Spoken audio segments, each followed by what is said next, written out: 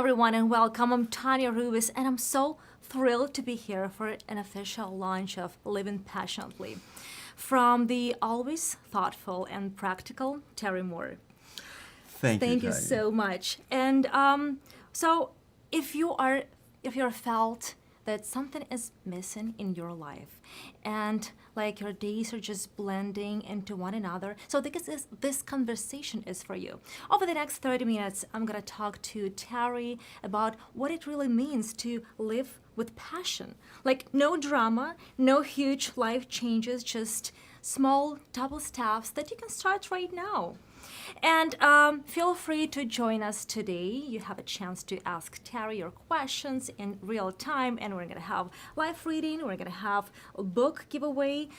Let's start and let's see what you can do with your life and why even the smallest part of your life can become full with joy and happiness and joy. Yes. So thank you so much. Thank you Tanya- and congratulations, Terry. Tanya, thank you for taking the time and your interest in living passionately, which I'm pleased to say is now available, and I hope will be a help to a lot of people. Hopefully, I know. And I want to ask you, like, we have this book, Living Passionately, but I think the subtitle of it might as well be like for anyone who feels like something is missing. What inspired you to write it? And did you go through some times when you felt like something is really missing, then you figured it out and found it out? Well, it really has its origin in my own spiritual journey, which has been long and involved. And at some point a few years ago, I realized that many of the gatherings that I attended, many of the retreats and productions, whether they were a week or a weekend or longer, there were inevitably people there who had been working at this process. They had been engaged in this journey for a long time and very sincerely, but they felt somehow stalled, or their process had become empty, or their practice rote and mechanical. And they were not getting as much out of it as they expected to, or they might get out of it, and it wasn't nourishing and helpful. So I looked at that problem for a long time, and then I did a lot of research. Part of my background was is that, like research? in comparative philosophy, and comparative religion and comparative mysticism. And it became very clear to me that all of the big names that we know, all of the great saints and sages of history, from all cultures, whether we're talking about Saint Teresa or Honin or Hui Hai or Ibn Arabi or Rumi, they all came from traditions and practices that included all of their being. This wasn't just a matter of learning a philosophy or a particular ritual. And as I looked at it, it occurred to me that there were a number of distinct elements that apply to all of us. And I reduced those to four: body, mind, heart, and soul. And by that I mean body, something that we do with our body; mind, which is to say an intellectual activity; heart, an emotional, devotional, or love activity; and last, soul, which is a way of exploring that connection we have with the transcendent, or being part of a whole. I think this is our number one task right now, to figure out where our soul is and to start Yes. paying more attention to it. Well, I think this can help, because as much as we need to pay attention to that soul element, which I agree is the big one that's so often missing, one can't do that best without dealing with the other parts of oneself. And unless we deal with ourselves holistically and look at all of these parts, we'll overemphasize one, we'll ignore one that's holding us back, and I'm not suggesting that all of them need to be balanced in the same way for everyone, but they all need to be addressed, or they'll be holding us back, or we'll be less than we can be.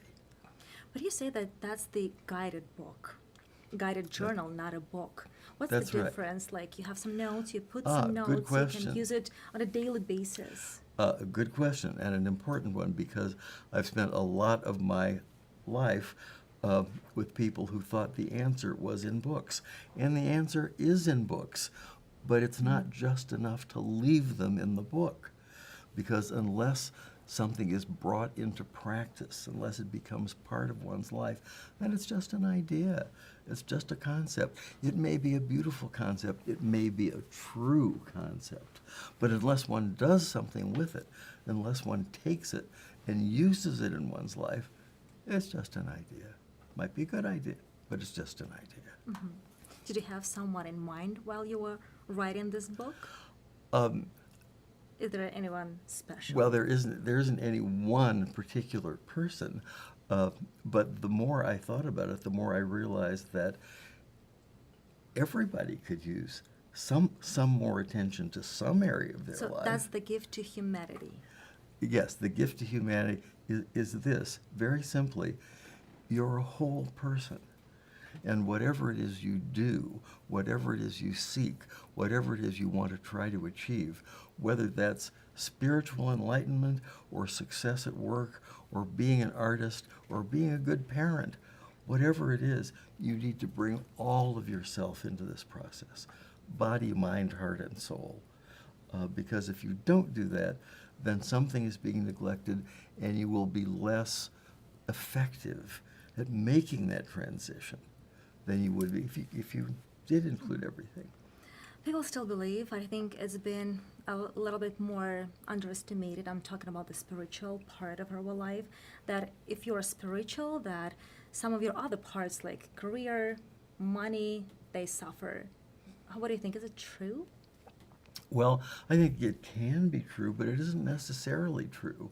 If we take parts of our life that involve things that we do, particularly things we do every day, whether it's making breakfast or going to work, we need to include those as part of our spiritual journey by bringing attention, by bringing intention, and by being present in these activities, whether they are simple and mundane or complicated and life-changing. But we need to be fully present for all of these things. And there's no reason why success at work should hold you back spiritually. If you're there at work as a whole person, aware of what you're doing with the intention of being a full person. You say you can flip to a page and begin. Why did you choose this format? Well, I chose that format because I didn't want to lay out something that was necessarily linear and methodological, because those things necessarily apply to different people in different degrees. And what I wanted to do was to give everybody a chance to start at a place that was important to them or necessary for them or that they felt earnestly about or could use. So I wrote a book without page numbers so that people could look at the titles of the chapters and see what appeals to them, see if anything resonates with their heart in terms of what they need to do or an area that they would like to focus on, and then turn to that activity or that exercise or that explanation and use it, and then find another one. And you give their rather simple explanation and rather simple exercises so everyone can understand and relate to. Well, I didn't make them simple so everybody can understand it. I made them simple because they really are simple. Mm-hmm. And because we're talking about simple changes in life. We're talking about taking small steps that lead to tremendous transformations. But yes, it's written for taking small steps. And even when someone is feeling stuck and overwhelmed, do you believe that these small steps can really help them? Absolutely. I think to acknowledge that you're feeling off somehow, stuck, overwhelmed, empty, or whatever, is a great clue that something's missing or something's wrong. And having understood that clue, then the thing to do is to look at oneself, and I apply some techniques for doing that, to see if there is an area that needs more attention, if there is an area that's getting entirely too much attention. And again, this is not about making sure everything is balanced the same, but it's about making sure everything is balanced in the right amount for the individual who needs this particular kind of help at this particular moment. And moments change. What was the last time when you felt like something is missing in your life? The last time I felt something was missing was, I was on vacation, and I realized that I had neglected a ritual that I used because it was just inconvenient at the time. That ritual was actually making coffee, which is something I do every day. And the thing that is important for me is not so much the coffee, but I will say I love coffee, but the doing of it, because there are several parts of this process. And when I'm home, I can begin with the right intention. I can make sure I'm fully present. I can conduct this process of making a cup or a pot of coffee. And that's very fulfilling because I'm present. And then I was on vacation, and these things became mechanical, and I realized that, wait, I've left myself out of this equation. So I think that's the perfect time to have a live reading. We have your book here, Okay. Living Passionately, and I would love to hear a few lines from you. All right, Something a few important, lines. or you feel that we really need it today.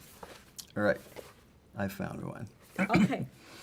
This is number 6, and it's titled, Is Change Freaking You Out? Subtitled, Don't Evaluate Change Prematurely. All right, let me read. Yes, Let me please. read from my book. One of life's most important skills is learning to embrace change. Most people have a lot of trouble with change, yet it's inevitable, and it is in everywhere, and it always is a part of life. So let's make friends with it. When a change comes along, instead of immediately taking a position on it, deciding prematurely what is your stance, what will your stance be toward this, prepare yourself with the expectation that the change will be for the better. To the degree that you believe that expectation is correct and that you live by it, you will find that things actually do work out for the better, because you've given yourself a way to get out of the way of the change. So even if it sounds trite, it's a valuable expectation to have. But even more important, the first instance you notice change or a deviation from how you thought things would be or should be, stop there. Don't make a pronouncement about it. Don't make an evaluation.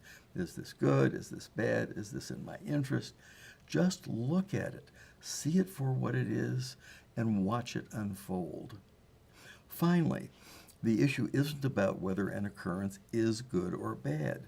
It's about being present and being part of the harmony of things. You can't do that if your first reaction is to step back and be judgmental.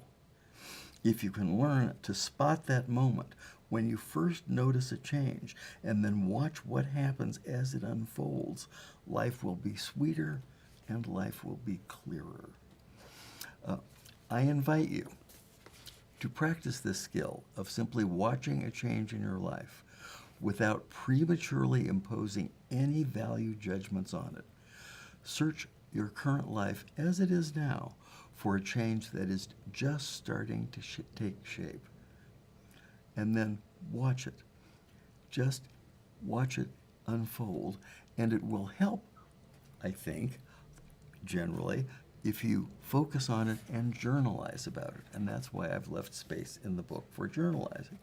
Because when these things happen, one can get a clearer idea if one states them. And then one can go back later and say, yes, I saw it, I wasn't judgmental, and it worked out well. or whatever the learning experience happens to be. I really love it. And I think Absolutely. that there's one thing, the fear that stands between us and our dreams. I think that's exactly right. And it's always us that's standing there. Absolutely. So don't be judgmental So because don't it's be only judgmental. you. Being judgmental is the first and most difficult of errors. In Really. your book, you say that you turn the mechanical into meaningful. What's one example that someone can practice it in his life? Well, one of the things that I use or that I do or that's become a joy for me in many ways is doing the dishes. Because I can step back from that experience and not do it mechanically. I can sort of watch my hands do the dishes, and in the process, I can be present and know what I'm doing and be fully there for this activity. And it's a joy. It's an occasion when I know that I can do that. You mentioned rewriting negative narratives. Can you give us a glimpse of how we can use it? I think that's a good one. Yeah. Because instead of saying, look at all these dishes I have to do, I can say, here's a chance to get clear and be present and get the dishes done in the process. And you said that the boredom is being a doorway for us. But we still avoid it. We don't really like this feeling. Yes, but there's so much to be learned there. People Because avoid you're by yourself, boredom. you have time to think.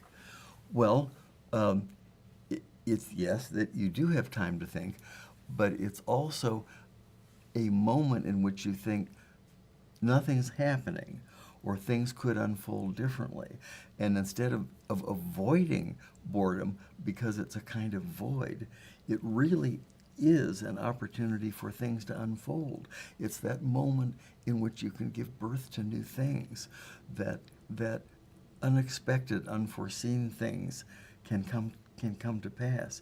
And instead of just avoiding the moment and trying to distract yourself away from boredom, if you can spot that moment of boredom and say, now what can we do? What can happen next? How can I engage this opportunity? Then it's no longer boredom. It's an opportunity for growth, and these things are everywhere.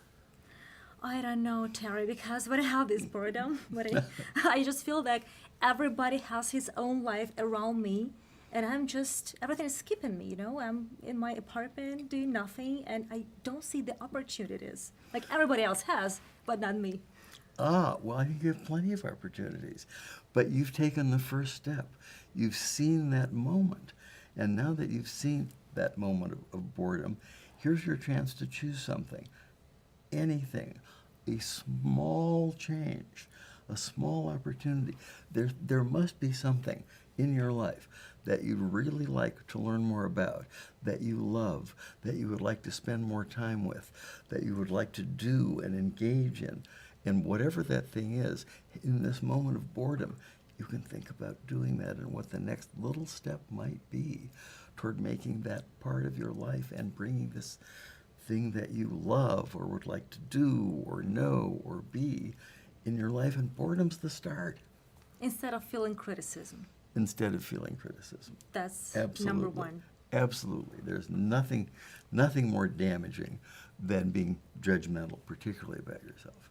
Is there one practice that you do on a daily basis? You really love it. Well, we've talked about making coffee. Yeah. I do that. I also do a morning breathing ritual, which means Breath a lot work. to me. And breath work, yes, breath work. That I think has been very good for me and that I look forward to doing every day.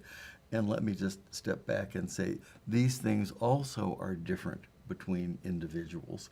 And there's different breath work that may appeal to different individuals or in different amounts. But this is one example of bringing the body into the practice, because we've talked about the body, the mind, the heart, and the soul. This is the body. People often leave their body out of their growth or out of their spiritual process. but it will be with us forever, for as long as we're alive. We might as well use it, and if we don't, it'll hold us back. So one of the questions is, how can I use my body as part of my process of growth and understanding and enlightenment? And for me, part of that answer is a breathing ritual. Oh, yeah, you're so right. So I want to turn to our audience, and we have the lightning round with Terry. You feel free to ask any of your questions right now because we have right now the real time, the Yes, we real do. questions, the real answers. Yes, yeah, yes. And I should also add that we're going to be giving away a book. Yes, absolutely. So I want to ask you about the daily ritual you never skip. The coffee, maybe you have something Yes, else. that's one that I never skip because Breath work and the breath work and the coffee. These are morning rituals, which I'm happy to do every day, and that I really never skip. It's important to me to have something there that I can always do, and it really doesn't depend on where I am. I can take that moment and do the breath work. I can be centered. I can be intentional. I can be present. is there any quote that really changed your life? Quotes? Yes, there was a big quote that utterly changed my life. And it started as a high school grammar exercise in which the teacher wrote on the board a number of words and challenged the class to punctuate it correctly. And the words were that, is, that, is, not.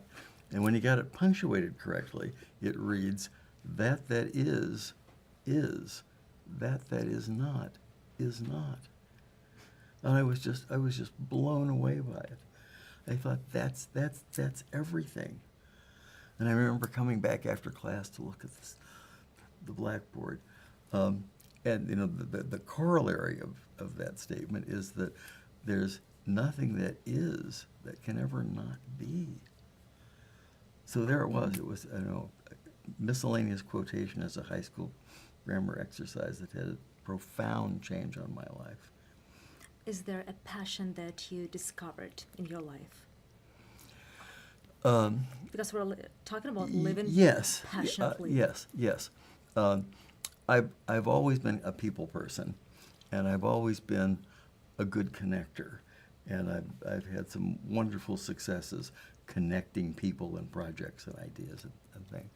But later in life, I realized that I could do some outreach and include more people rather than the onesies and twosies. And that's kind of what we're doing here today, because I've found it's not just individuals, but it's community that's fulfilling. And I think this is a community, and I'd like to be more engaged with it. I can't agree more. I think I'm not those person who will go to, like we say, to the island with no people and live my happy life. It's not about me, because I feel that community and people is a real energy resource and the sense of life to have this communication with. Tania, I agree with you completely. I feel the same way. And your question was, what have I discovered? I discovered that not only was this something that I did and was good at, but I can take it to another degree. Instead of being with individuals, it can be about a community. And that's been wonderful. What does living passionately mean to you? The title of my book. What it means is being present and reflective about all of the elements of my life, and particularly the ones that I seek to do. I do them not as distractions and not as spare moments, but I do them intentionally with as much presence and then as much reflection as I can to try to get as much out of the experience of living as I can. And that's been very important to me, Tania. So anyone who wants to be engaged, drop your questions for Terry in the comments, and I think we have some of them. And let me also add, we will be Yes. giving away a copy of our book. the copy of the book. Great. So living passionately, guys, this is for you, and I think this is the guided journal will change your life. And That's I its want, point. want everyone to change their life if they want to. That's right. Because they will never want to live the old version of their life again anymore. Right. Live passionately. So we have some questions. Hey Terry, congratulations on the launch of Living Passionately. I can't wait to check it out. Thank you so much. Congratulations on the launch of your book. Such an amazing work. Oh, that's the question. How do you recommend incorporating these exercises into our day-to-day life? Okay, that's a very good question. And I think my answer is just start. And it really doesn't matter where, as long as you just start. And this is a particularly good book for that because you can start anywhere that appeals to you. But just start. Take an activity, write about it, implement it, make it part of your life just for today. See what happens. See what happens with intention and presence and reflection. See what happens. Then it's not just an exercise. It's really part of growth and wisdom. Do you think, is there any specific period of time that works for anyone who will read your book? Period of time? Like maybe it will change, the life will change in maybe a couple of months or immediately or maybe some years? Very much an individual situation, but I would think for some people, they will get it immediately and say, this is something I can do. I found this I love, I'm going to be doing this. Others will get the scent and wander through the book and find something in some time. But it's about change, and we can all change. And the last question is for today, where can I get your book? And the good the good news is that it's going to be available on May 25th, guys. So get a copy, flip the pages, read it, and change your life for the best. Yes, please. Get the book and use it. Don't just get it, use it. Thank you so much. Thank you for this rich, grounded conversation. That was amazing. Tania, thank you for your attention and your great questions and your obvious passion about this topic. Oh yeah, and I have the name who's getting the book because we have this book giveaway. All right. And the name is Leah Dolce. Congratulations to our winner. Thank you. Thank you for participating, Leah. We will get you your book immediately. Can I have a sign in your book? Of course. Can you sign it? Absolutely. Of course, I'll sign the book. Thank you so much. Again, Leah Dolce, Thank you for congratulations. joining us. And thank you for this conversation. Thank you, everyone who was with us today. Donna, That was great. thank you, and thank you Let's for joining change life. us. Come on, that's time.